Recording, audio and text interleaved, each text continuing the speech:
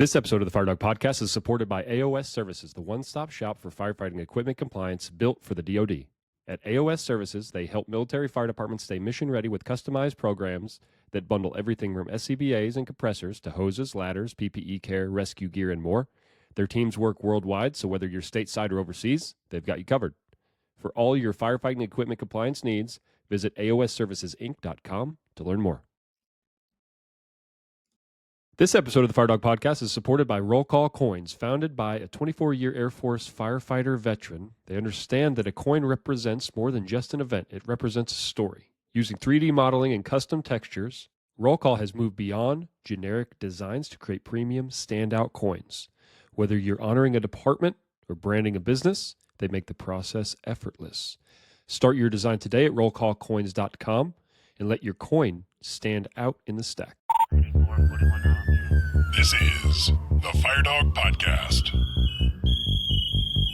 views and opinions presented on today's episode are those of the speaker and do not necessarily represent the views of the Department of Defense or the United States Air Force. Welcome, my name is Matt Wilson, and thank you for listening to episode 64 of the Fire Dog Podcast. In this episode, we're asking a question that every firefighter and leader should wrestle with. Are you ready? Ready for when you're on a tough response and you're the one who has to make the call? Ready for the moment that tests your training and the policy behind it, and you're standing there with the responsibility. Today, we're joined by a leader who has served in the Air Force for nearly 20 years. He shares powerful response stories from his career and challenges us to think differently about autonomy, accountability, and how we prepare our people for the moment of truth. It is my pleasure to welcome to the podcast, Terrell Thomas. All right, Terrell, good morning. Thanks for joining us. Good morning, Matt. Glad to be here. Yeah, glad to have you on, man. You're one of the few that reached out when I put a post up, and I say few, there was a handful of people. I was going to say a few. There's a handful of people, you know what I'm saying? But not too many people are excited to, put their face, put their voice out there, maybe share some vulnerability, share some mistakes and talk through what they did right or wrong and, help people out. But you're one of those that did, man. We appreciate that. Look forward to the conversation. But before we get into what we want to talk about, I want to give you an opportunity to introduce yourself. Tell us who you are, where you've been stationed, where you're stationed now, kind of a brief career path.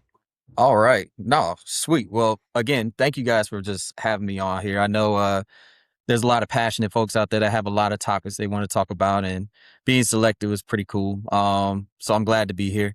But yeah, my name is Master Sergeant Terrell Thomas Jr. Right now, I'm currently stationed at Sotocano Air Base down here in Honduras. Been in about 19 years, actually. This is actually my last hoorah before I hang it up on the Air Force side of things. As far as bases I've been to, man, I've been all over the place, back and forth overseas. So this is actually my 7th assignment, and I've gone from anywhere from both bases in Korea, Andrews Air Force Base, Shaw Air Force Base, where I was with Perry there for a while, and then Hickam. So I've been jumping around all over, and plus many deployments in between. So a lot of experience just seeing things from different ways that different MAJCOMs operate, different bases. So a pretty good career, in my opinion. I love it. Yeah, man, a broad career, a lot of experience.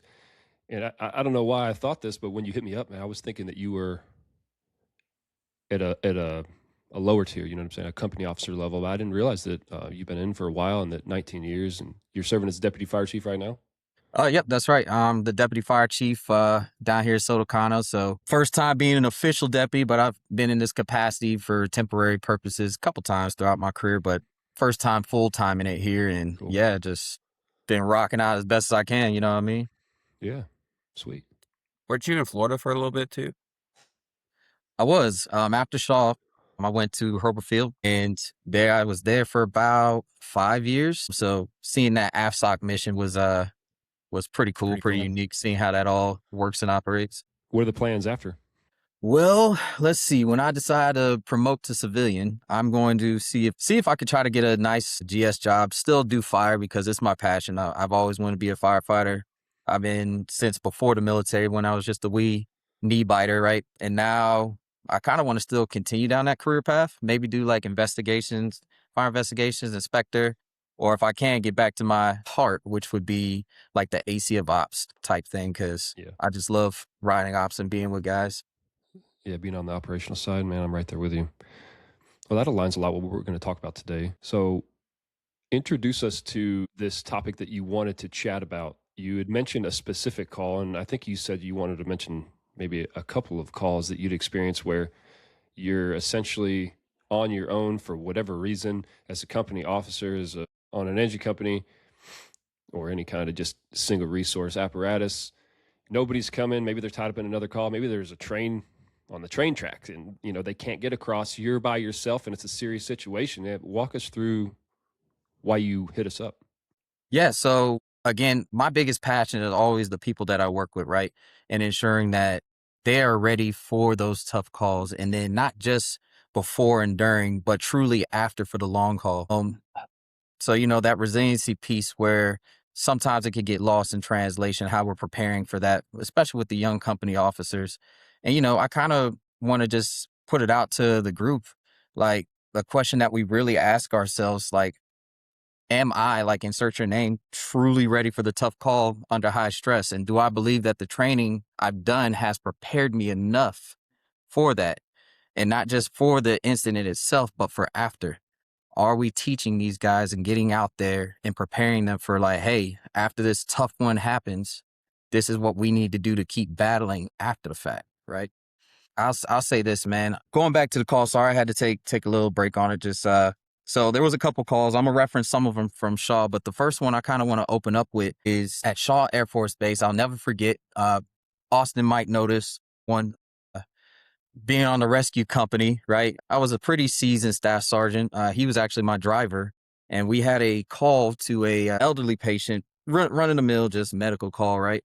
Where somebody was difficulty breathing, chest pains, all that. So run of the mill call. The senior fire officer didn't come out with us for that one. He's like, "Hey, you guys can handle it." Company officer level, like, "Yeah, we got this," right? And as we're responding to the call, we get the notification from dispatch that the guy just stopped breathing, went unconscious, and pretty much cardiac arrest in that moment, right?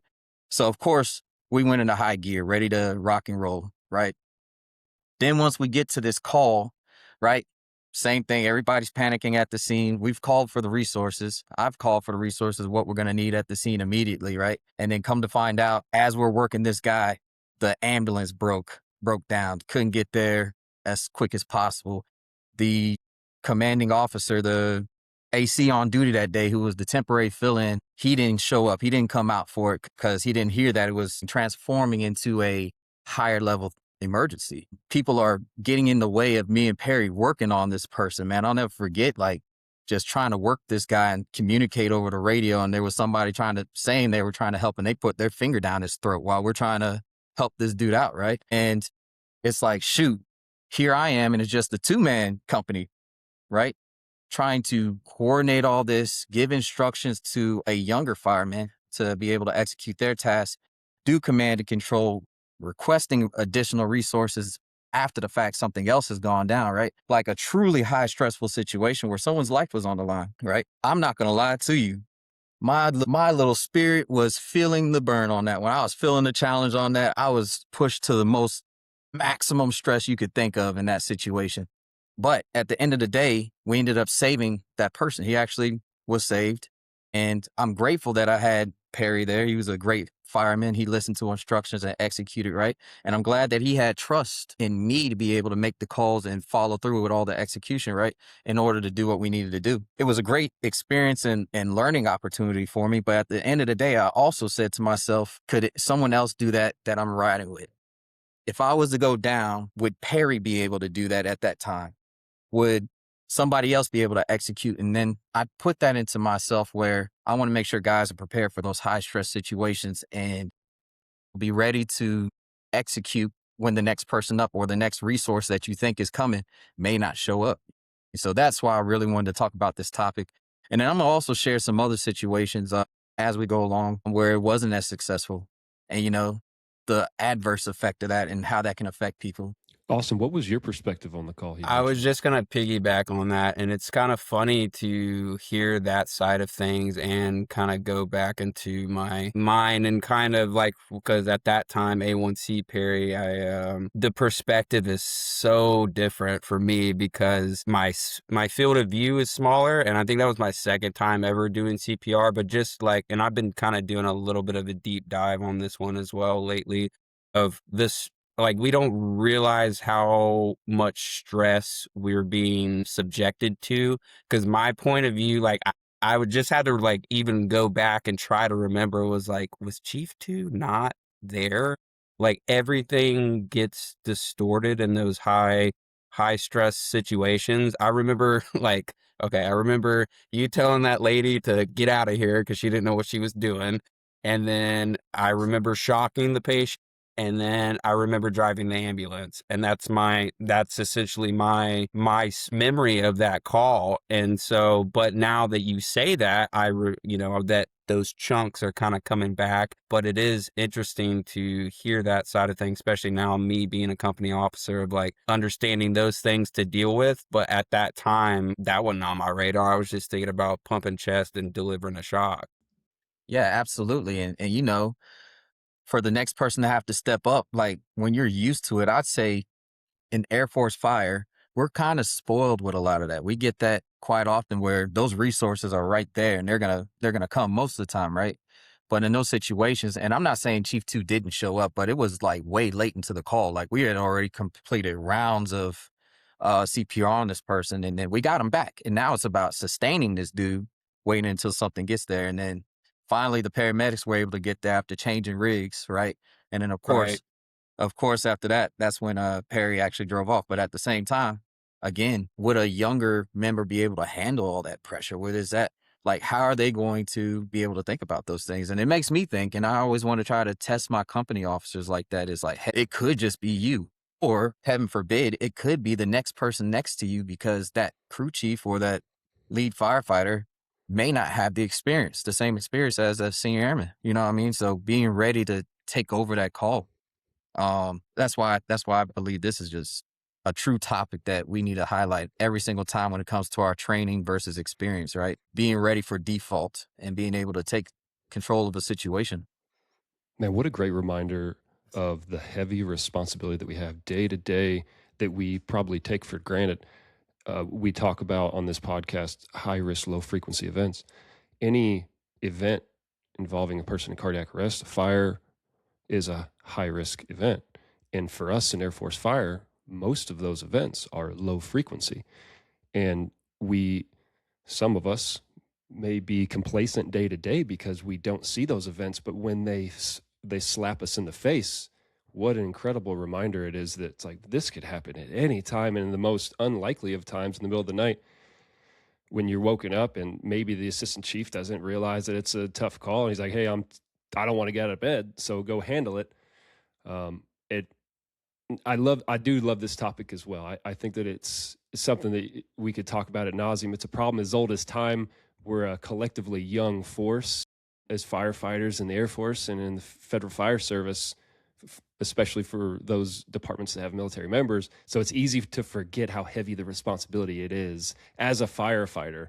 Like at any moment, you could be asked to do the hardest things, right? You could be asked to put out a room of contents fire, take a pilot out of a cockpit, or perform CPR on a loved one. Like at any moment, right now, that could happen. Are you ready right now? It's not about getting ready a month from now, like, oh, we'll figure it out as a crew eventually. No, you have to be ready right now. And I always like to use the example when I was an assistant chief to the crews. It's like my family is a mile and a half down the road. Like my kids, my wife are a mile and a half down the road. I sometimes have grandparents, aunts, and uncles visit. Are you capable of handling an emergency involving them, right? A seizure, a cardiac arrest, because that's my family, and my expectation as a customer is that you can handle that. I don't think that the firefighters or the fire department can handle an event like that. I know as a customer, like, oh yeah, of course, I call 911, they solve my problem, right? So are you ready to meet that responsibility, that obligation? Absolutely, man. And I'm glad that you said that because you said a key word with complacency. Because we run the low risk ones, right? Most of the time, whenever we respond to stuff, that complacency sets in so fast and so quick. And then we forget that the severity of how serious the nature of our profession is. And I'll tell you now, like I did a quick study on this, right? Just looking up data and information of how serious complacency can hurt us, right? Like I looked up this peer-reviewed article. It's titled "The Hidden Side of Trust: Supporting Sustaining Leaders," right? Sorry, supporting and sustaining and how leaps of faith among firefighters, right?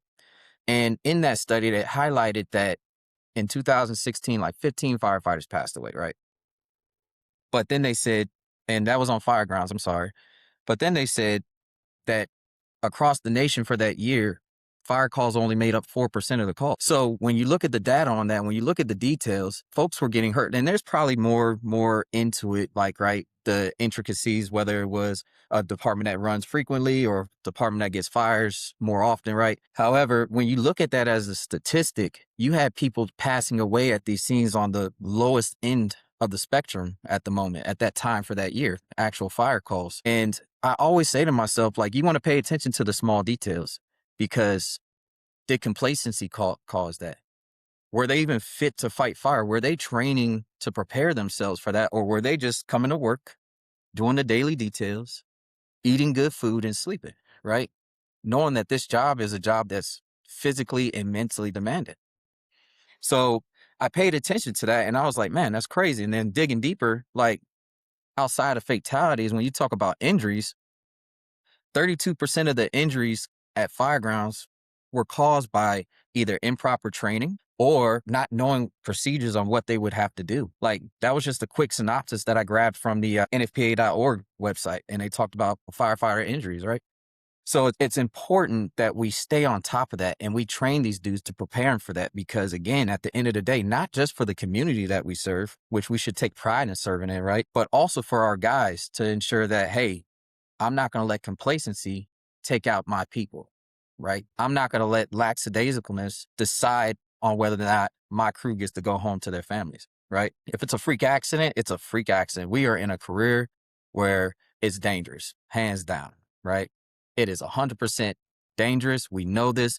We signed up for this and we move on with this. And we know that we're going to be putting our lives on the line, but we're not going to do it without any kind of sense. We're not going to do it without thinking, right? And we're going to train our bodies and our minds to be able to handle these situations to the best of our ability. And that's how I feel we should be addressing this. We shouldn't be people that just come and collect paychecks. We should be folks that are trying to change and make things better so that we can operate more efficiently. Yeah, there's an inherent risk to it, right? You said it's dangerous. Nobody's saying you have to manage risk. That's what it always comes down to. Nobody's saying to avoid risk. I think that's kind of a different conversation. But when people bring it up, like, there's an inherent risk. Well, yeah, people are going to die. Like, well, okay, maybe there's an inherent risk, right? Firefighters might die. They're putting themselves in risky situations, right? Of course, you have PPE, you have all these risk management tools and techniques. And of course, everything in your brain, what you know about firefighting is going to help manage that risk. But yeah, there's an inherent risk, and sometimes accidents happen. But that's no reason to be complacent. I think Chris said it on a previous podcast, and I've heard it said before, and maybe it was even Austin, that firefighters are like equivalent to professional athletes, and they should approach the job that way because the demand is so incredibly high and challenging. If you're expected to go fight a room and contents fire, especially in like warmer environments and where you're putting on an ensemble that doesn't breathe and under a high stress situation with no time to think it through, you have to know exactly what you're doing. So your body has to be physically prepared, mentally prepared.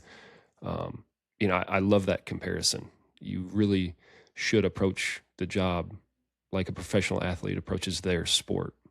I got one thing on that too. I think that's why doctrine is also super important. Is your doctrine tactically sound? Sometimes our SOGs and stuff, they get very vague, and it's kind of to cover ourselves. So like in case somebody messes up, but there's this one group that I pay attention to a lot, and they talk about always and nevers. Operating in always and nevers doesn't really apply to us because, the dynamic nature of our situation, but there are a lot of routine emergencies that we go to on a regular basis, and not having a plan A for those things or a best plan for those things is also foolish. So I think that like having those things lined out gets everyone on the same sheet of music and they know their positions it's imperative to our job. Man, listen, y'all speaking from my own heart right now, because I believe doctrine should be sound. I do believe that we as leaders, especially me sitting in this position, I need to equip my guys the best way possible to handle whatever emergencies that they have, empower them to make decisions on the fireground, but also give them the guidance to say, this is what we need to be doing. And then at the same time, execute it. I think over the years, right, especially with manpower and manning across the force, a lot of administrative stuff's getting done, and we're trying to make up for it with the less bodies that we have. However, a lot of things gets lost in transit, like the follow-up procedures to make sure that this stuff is working, because doctrine is good and all, but we should be evaluating it every year. It shouldn't be like a pencil whip thing, or it shouldn't be like, yep, nothing's changed, sign it off for the next year. Like, we really need to evaluate if this is working. Because if we don't, and with the ever-changing environment in the fire and emergency services career field, not just us, but for law enforcement and EMS, trying to continue to do the same thing the same way every single time and telling our guys to go out and do it the same way every single time, it's not feasible. That's not real. You know what I mean? Heck, the way fires are nowadays, and when we look at how long it takes for a room to go from its incipient stage to a fully engulfed, it's changed. So the ways that we have to move and operate is going to have to change, right? And it's no different than how we're going to have to respond, how our mutual aid agreement is set up. Like, it's going to have to change on how we're going to operate and move. So, man, I don't know, man. I just think that I get passionate about that really, really a lot, especially because I've seen injuries. I've seen people get hurt.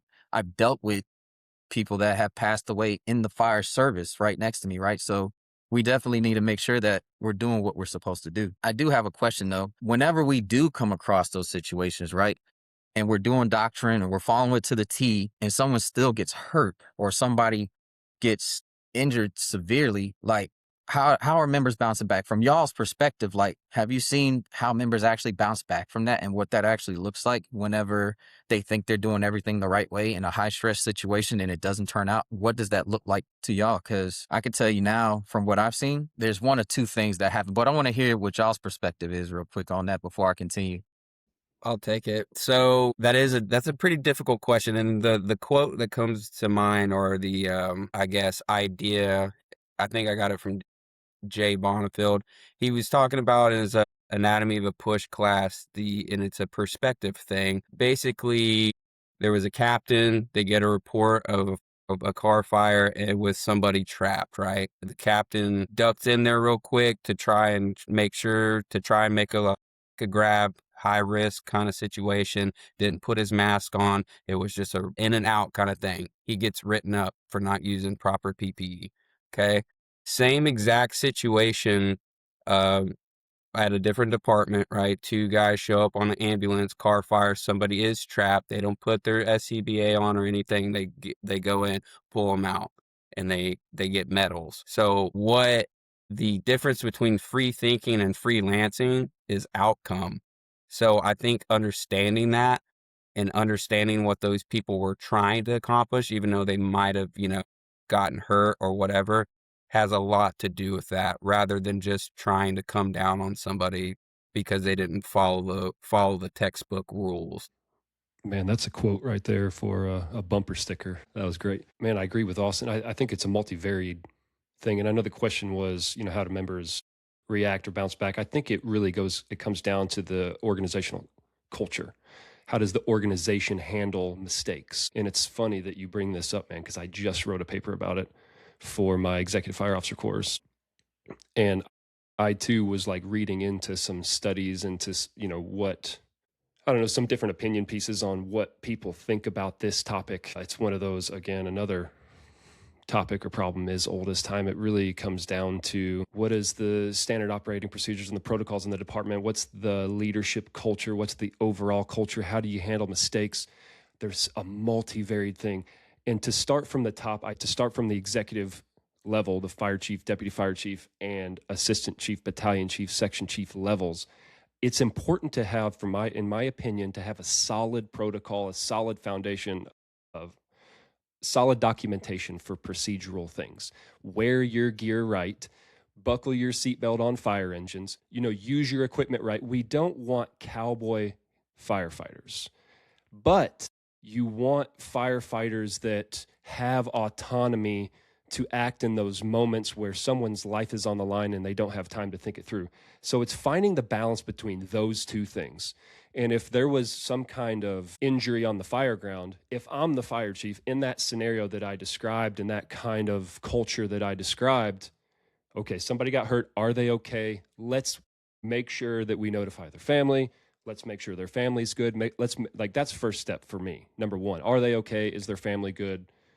Then I'd want to look at every single variable in the equation. Instead of just like throwing the book down and saying, you didn't have an SCBA on, like, let's evaluate this. What was the scenario? What did they do? How fast did they do it? Et cetera, et cetera. But I think that if you have a culture that's established like in the way that I described, that it's easier for the firefighters to weather that kind of circumstance. I love both of y'all's answers because you're very true. And you were both speaking on the same thing and answered the question well. And I'll say this is that, yes, like SOPs and guidances, well-written ones, and allowing for mistakes to happen where people aren't getting criticized and destroyed, but at the same time, not allowing like the freelance and the cowboy ship, it's important. Because I'll tell you my answer to that, right? Because there's no cookie cutter answer to that.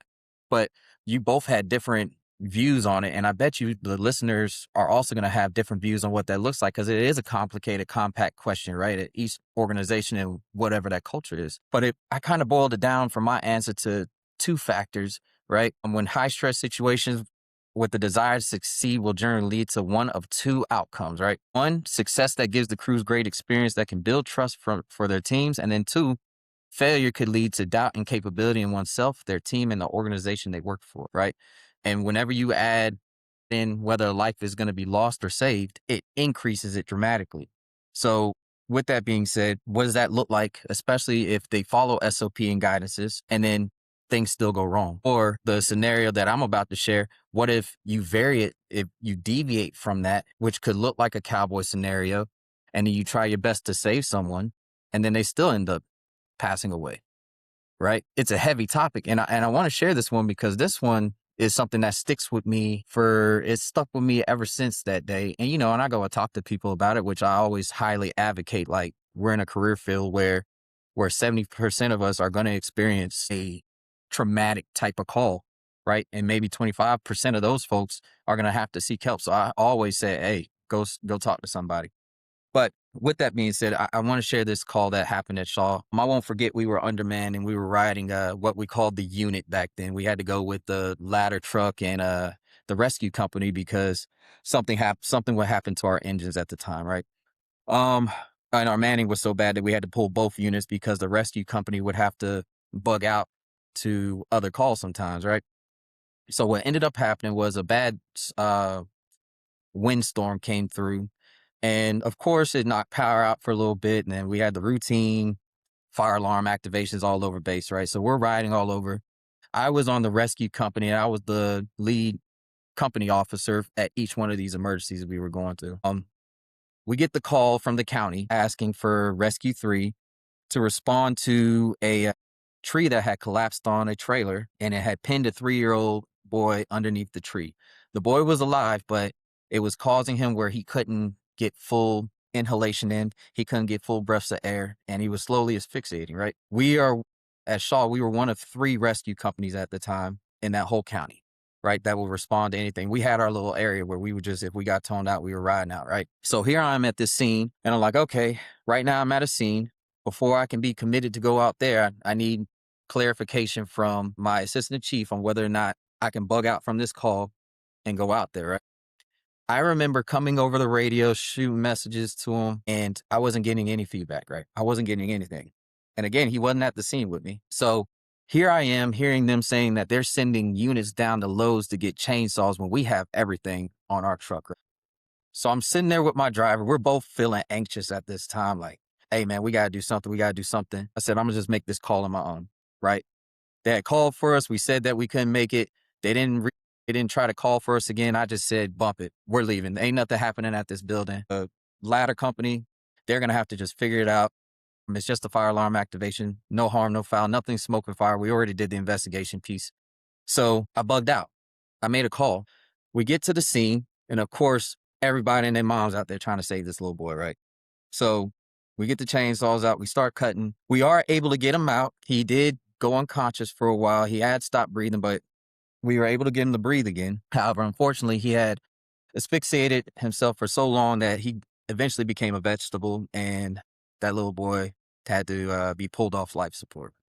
A lot of things came from that emergency for me where I had doubt. I had doubt in my capability. I had doubt in my decision to make the call. And it stuck with me for years, just thinking about it. What if I did make the call sooner? What if I would have left a little bit sooner? What if I would have deviated from SOGs on that a little bit sooner? Would that boy still be alive? I got to give myself a little grace, right? Maybe, maybe not, right? But at the same time, the question that I kind of want to just transition into is basically when the decision needs to be made and the authority figures are unavailable, will you be able to make the call? Are our company officers equipped and feel like they can trust the organization to say, hey, I made a tough call. No one was around. I know I deviated. I know I put us in a tough spot, but I made the call.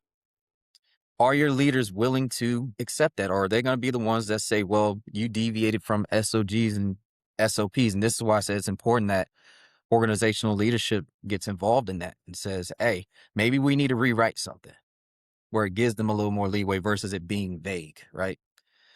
But yeah, man, that call has been the toughest. And that's the one that really spearheaded me into wanting to train a whole lot harder and give real scenarios. Yeah, that's a tough one, man. I don't think there's any easy answer.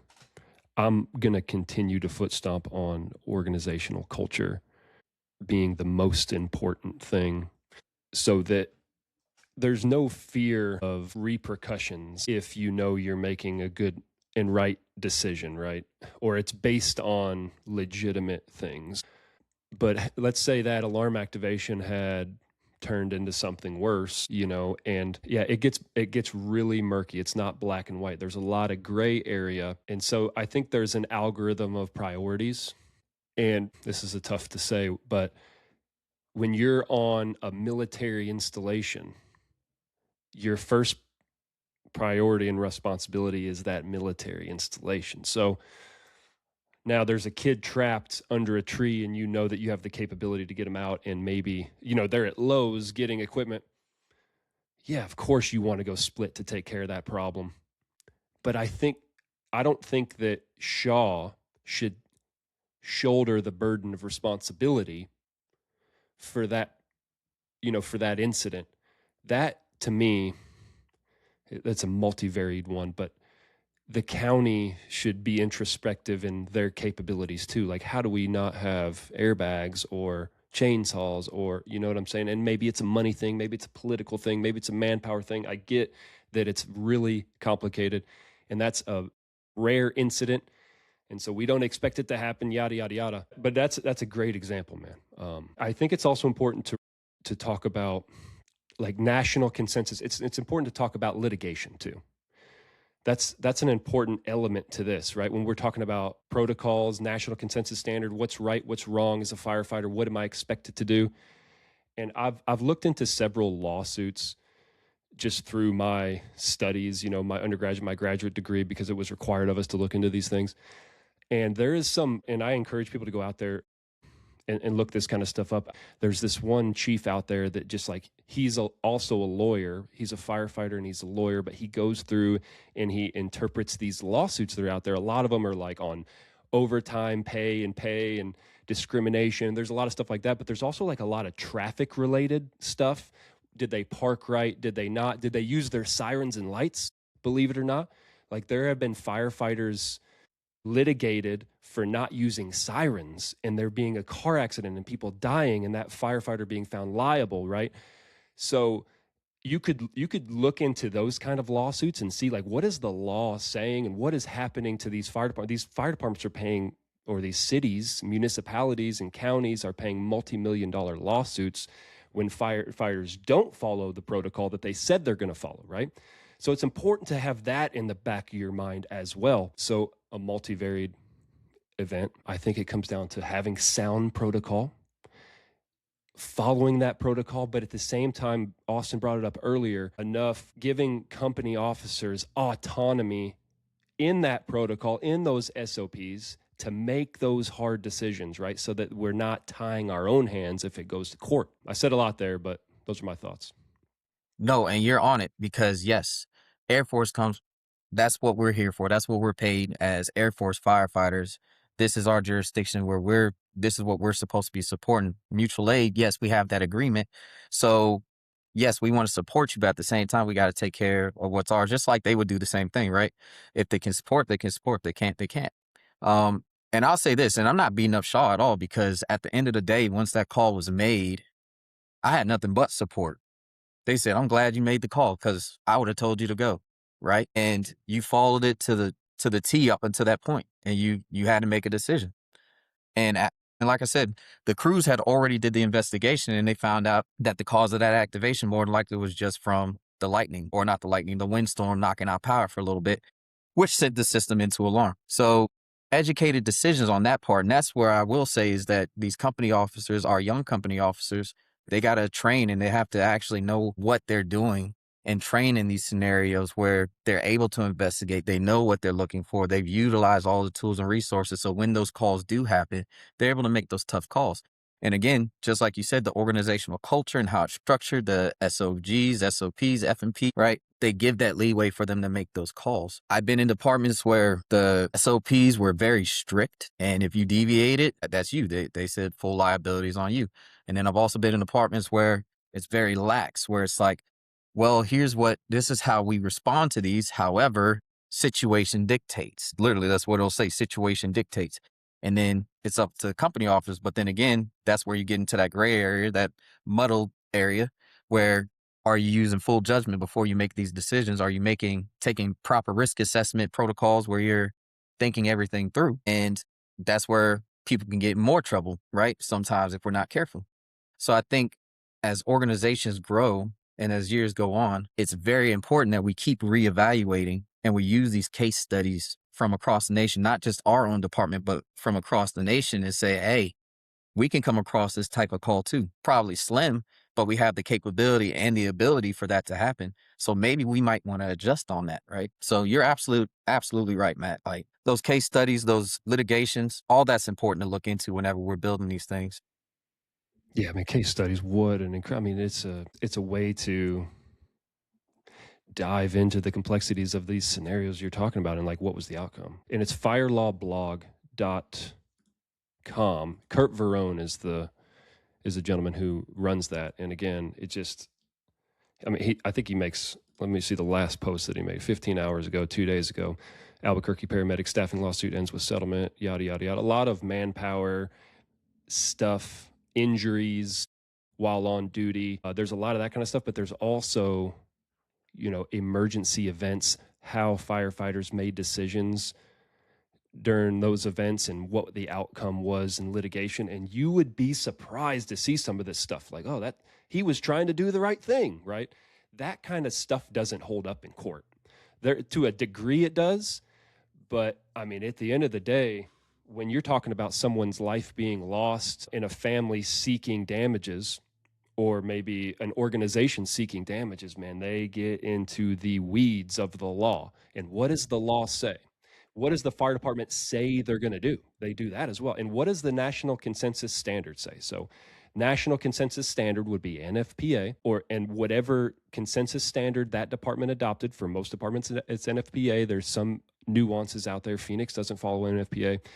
So it's important, listeners and anybody who was willing to listen, that to understand how important SOPs and protocol is. But for you executive level leaders, to give autonomy. And I think you had mentioned it, like it says that the crew chief has discretion, the assistant chief has discretion to also include that within your SOPs. So in the event of those tough decisions, like they have the autonomy to make the right choice or make a choice. Yeah, so with this whole situation or subject, and this will be the last thing on tactical doctrine, I think it's important to understand that the situations that we're going to are ambiguous and uncertain environments, and there's just really no way that you could possibly have everything lined out that you're going to experience. So empowering your people to be able to pivot when necessary on those things is very, very important, because when you create a culture that when people deviate outside these lines, that it's a bad thing, you're causing those people to be indecisive in these uncertain environments because they become afraid of what's going to happen afterwards. I see it all the time, people being afraid to make decisions because they think dad's going to get mad at them. That's not the way to operate. We want people that are going to think freely and make those decisions, or try to make the best decision in that time compressed high stress event. Yeah, and you just highlighted the delicate balance between, we have like a dichotomy between what you and I are saying a little bit, like strict protocol, laws, there's going to be a lawsuit. But at the same time, you don't want people that are afraid to make decisions and afraid of lawsuits and afraid of going to jail, prison, the worst case scenarios. So yeah, finding that balance between those two things. That's why it's important to be well read, I think, to read these laws, these lawsuits, these case studies, as Terrell mentioned. It's important to understand those things, but also important to empower people to make decisions and not, slap their hand every time they didn't, as an executive officer, fire chief, slap the hand of the person when you didn't like what they did. Like, tell me what your thoughts were. Tell me what you were thinking. What's the protocol? And to be thorough in that review process. And Terrell, I think you brought up like a review process, after action review. This is another thing I mentioned in something I wrote recently. I think that it's a good practice, and it hasn't happened in a department that I've served in, but to periodically review calls, not just serious calls. So we do after action reports anytime something serious happens, right? Some kind of large scale mishap. Commanders are asking, right? And here you go, sir, ma'am. Here's the whole portfolio on what happened on this event, right? So that makes sense. Obviously, we want to do those after action reviews, but having some kind of like randomized after action for something relatively simple, a pipe break we saw all the time at Eielson, right? Walk us through, like, let's dive through every single detail of this. How long did it take us to get to the truck? How long did it take us to get to the scene? What did we do? Who did we call? How long did it take the person that we called? So we can maybe review our protocols, change them if necessary, talk with external stakeholders like, hey, dude, why did it take you 45 minutes to get to this? Well, he lives this far away. Like, can we update the protocol to get somebody closer quicker? Do we need to put people on standby? Yada, yada. So I say all that to say that I think that a randomized kind of review process is a good practice in fire departments. And if I were fire chief for a day, in the future, it's something that I would implement. I'll be honest with you. You want to take that one step further, have both shifts do that same thing, because the way one shift operates and another shift operates, most of the time they're two polar opposite things. That's a great point. Man, you hit that right on the money. Both of you did. Because I think that's again, I haven't seen it too often either. Like, where we're reviewing our own calls. Maybe it's because it seems like it's so mundane and small, but yeah, we'll do the big ones. But the little ones where time was lapsed or something didn't work for some reason, like, we're not looking at it. And then both shifts only hear about it from word of mouth, right? But none of them actually are going through the motions and then putting themselves in that same scenario. Like, how would we react, right? Like, to see, well, maybe we aren't too far off either. Like, we think we got it, but, and then that goes into that complacency piece, right? Like, they messed up. We know what we're doing. That ain't going to happen, right? I think it's important that we look at ourselves internally. I always say that. How are you going to react? And then, Matt, you said something that I've said my entire career not my entire career. I'll say since I was an NCO, I always ask guys this question. Whenever they do something and it seems like they mess up, Walk me through your thought process. Why did you do what you did? I need to know, because I need to know, was it just a breakdown that you just didn't know what you were doing? We need to do more training. Or was it you were confused on how stuff is written, right? Because if that's the case, then maybe this needs to be rewritten. Maybe we need to look into it, update the SOGs, update protocols, right? Maybe we don't have the proper tools and you were just improvising, right? I say that because a lot of my drills that I throw in scenarios where it makes them think on their feet, because I want to build it. We don't get a lot of experience because we don't get a lot of fires. We get a lot of medical calls, like the routine ones. But as far as the real stuff where stuff's going to hit the fan, right? I throw scenarios like hoarders. Like, there's a good chance, it's very slim, but there's a good chance you can come across a hoarder household on base. And the main thing, that the way that we train on base, usually we try to go in through the front door of a structural trainer. And then if it's on the second floor, we're going through the front door and then walking up the stairs, right? I would throw scenarios out there where the door is blocked. Like, I would throw up particle board and all that stuff, or plywood, and throw stuff behind that plywood so they couldn't even open the door.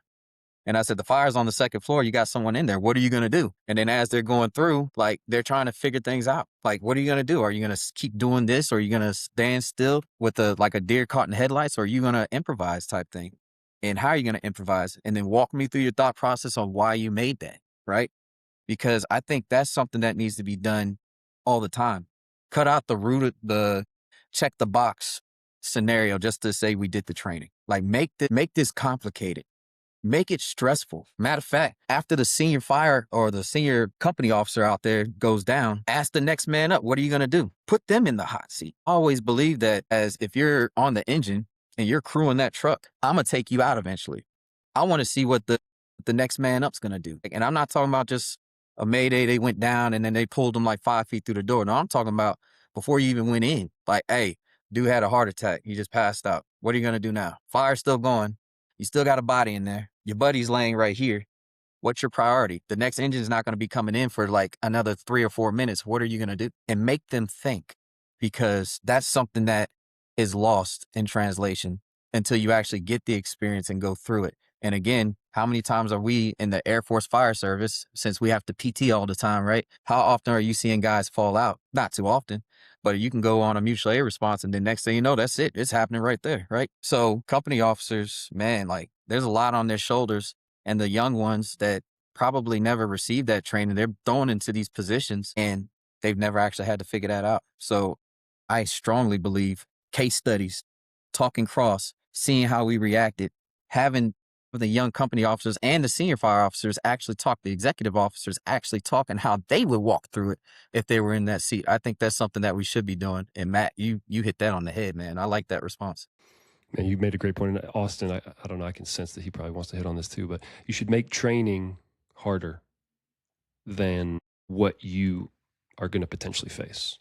I don't know if, Austin, you've said that before, but probably have. I've certainly heard it before, but I think that's a great point that you brought up, Terrell. Blocking the door, making things complicated, not to haze or, show them how tough it is. There's some folks out there that do stuff like that. No, I want to prepare you for the worst case scenario. And so I think those are great. That's great advice. And to go back to your point on bringing someone in the event that something goes wrong, and the approach is so important at the executive level. It's not, you should never approach it with the intent of retaliatory action. It should be, talk to me about this. What do we need to fix? Were you not trained well enough? Were you not equipped well enough? Is the procedure tying your hands? Are you afraid of repercussions?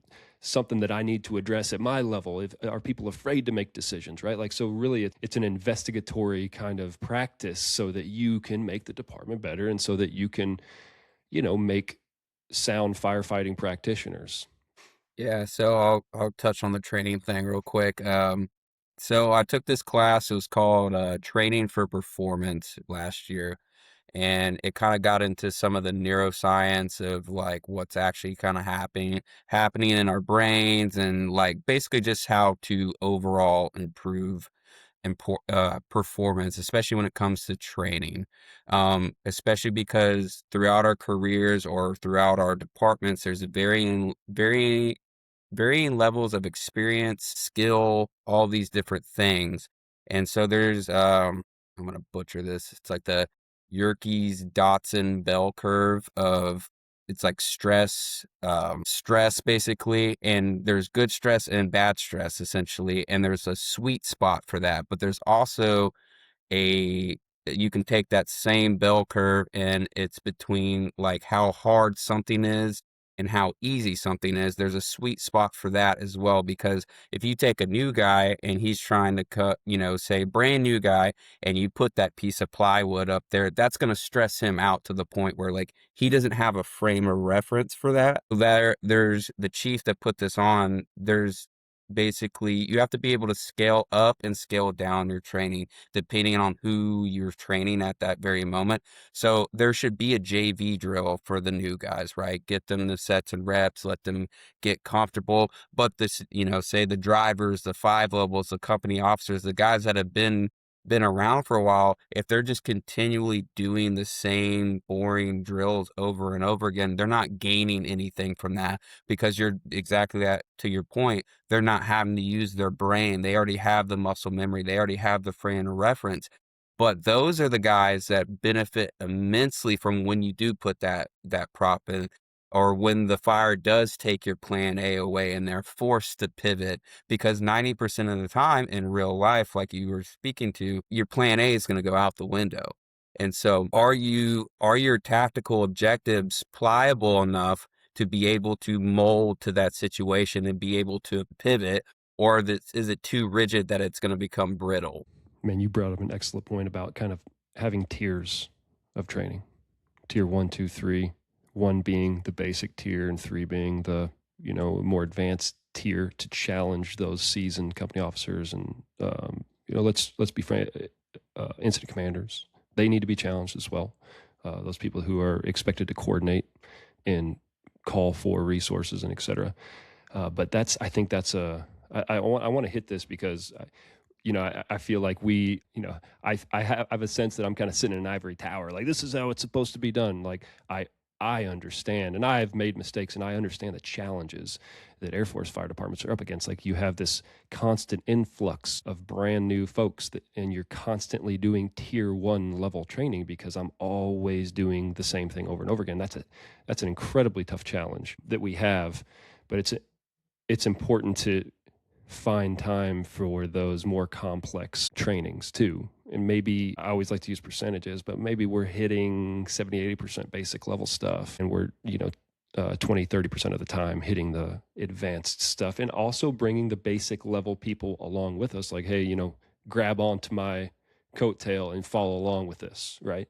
Not expecting you to do much, but you're going to be there with me in this event. So you need to be there as well. So yeah, I love that point. Yep. And Austin, you hit the nail on the head, man, because with that type of training that I mentioned with testing them, right? I was told this a long time ago. You always got to crawl, walk, run. So you always have to start off to see where their baseline is before you throw any kind of scenario like that. Because again, I wouldn't throw something to block the door if they don't even know how to pull hand line out, right? They need to figure that portion out first. But once they get down to those basics and we see it and we're watching them as assistant chiefs, as crew chiefs, as other senior firemen, right? And we're giving these guys this training, we need to continue to elevate it. Don't stay in the same place though, because now, hey, you can pull this hand line off quick, but now can you breach this door? Now can you do this? Now can you do this? And just keep on building it. And then another tactic that I've seen is some guys they'll do the shock and awe factor, especially for those that have been around for a while.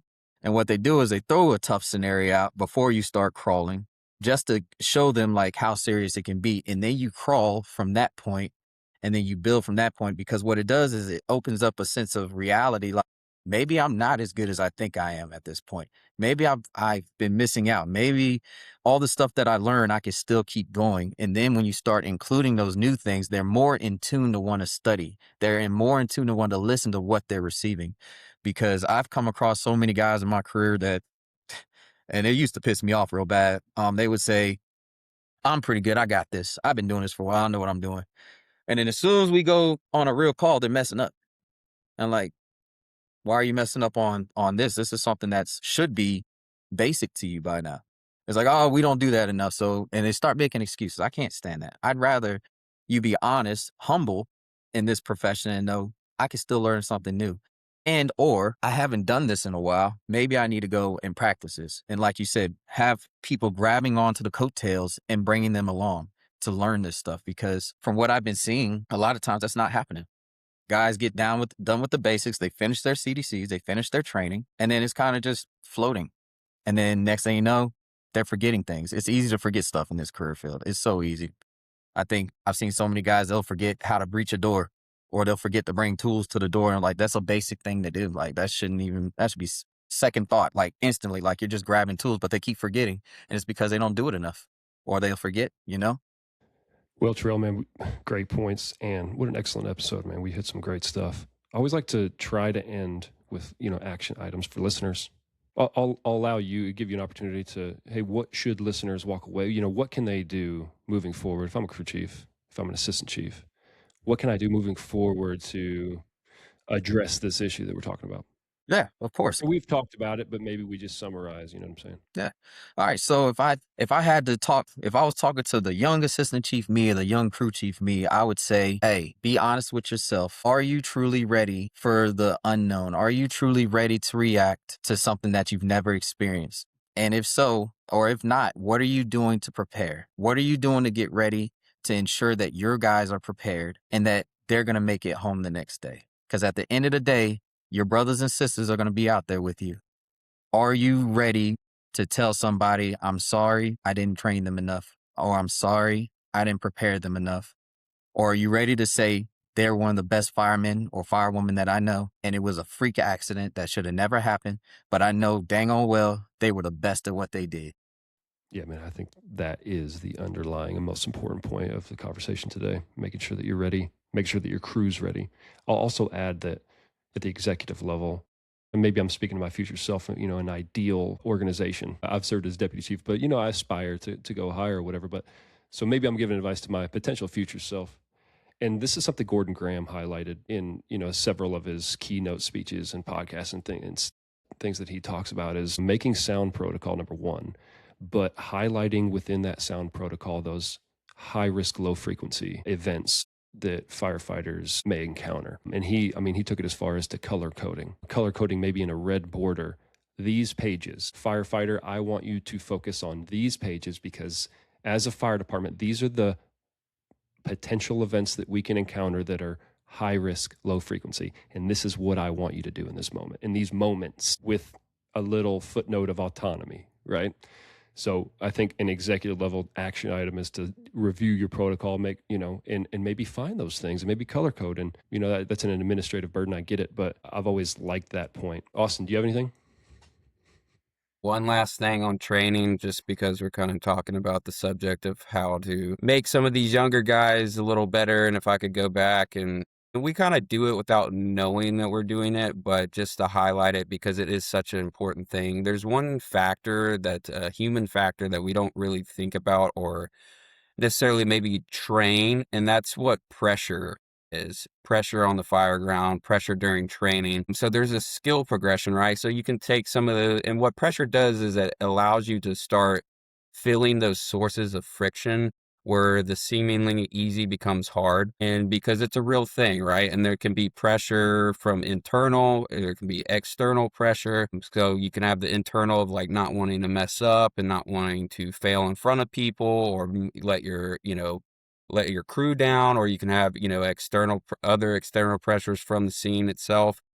But I think it's important to start training that, right? So if I could give any company officers, training people, or training chiefs, right, there's a progression, right? So doing a skill, and it's skill acquisition, doing a skill slow, doing a skill at speed, doing a skill under fatigue, and then doing a skill under fatigue with pressure. And how, if you just simply gather a group around, it's going to add pressure. If you just simply start a timer, it's going to add pressure. And watch how the person could do a rep perfectly, but you just add those tiny little things, it's going to change the game. But we start training that when you get these external pressures on the fireground, you're going to see results. Yeah, competition is another great pressure. When people compete against each other, you always see it. They go faster every time, right? They're a little bit more focused, a little bit more less lackadaisical. Great advice, Austin. Terrell, man, this is a great episode. Appreciate all your insights and showing some vulnerability. That's another important element too. And we could do another podcast on that alone. And Austin, you highlighted a little bit, not being afraid to fail and being afraid to fail in front of people and being willing to share your mistakes too. Just so important to learning and getting better and helping other people learn and get better too. So Terrell, thank you so much. Do you have any final thoughts before we wrap it up? I do. Didn't make it to everything I want to say, so hopefully I get to come back again and be on the podcast. But something I just want to say, especially when it talks about resilience after these type of calls and training and looking back through, right? I just want to leave with this quote that resilience is not what happens to you, it's how you react to, respond to, and recover from what happens to you. I'm from Jeffrey Gitmer, because we can go deeper into it. That being said, we're talking about company officers being ready, assistant chiefs being ready, executive officers being ready. But at the end of the day, the resiliency piece to bounce back is important from all these calls, from all these scenarios, and being able to continue to fight long after whatever calls that we get on is important. Yeah, great way to end it. And the invitation is open, man. Would love to have you on again. Would love to dive into another topic if it's resiliency or something else. I've just learned that 1 hour target is about when listener start to follow up, you know what I'm saying? Because all of it, we only have so much time, you know what I'm saying? Each one of us, we can't all sit around and listen to a 5-hour Joe Rogan podcast, you know what I mean? So The lizard brain starts to kick in. exactly. Yeah. For sure. So open invitation. Thanks so much for coming on, and you have a good one. All right. Have a good one. Thank you for listening to this episode of the Firedog Podcast. You can find more episodes like this on our website, firedog.us, or wherever you listen to podcasts. We're also on social media. Check us out on Facebook, Instagram, and LinkedIn at the Firedog Podcast. That is the Fire DAWG Podcast. This episode was supported by Roll Call Coins, telling the story of fire departments and teams through premium, custom challenge coins. Learn more at rollcallcoins.com. It was also supported by AOS Services, helping fire departments stay mission ready with worldwide firefighting equipment compliance. Find out more at aosservicesinc.com. Don't forget to subscribe, like, and follow to stay plugged into every new episode. We'd appreciate it if you'd share this podcast with your friends and coworkers, whether on social media or right there within your firehouse. This is Matt Wilson and Austin Perry with guest Terrell Thomas. Till next time, stay safe.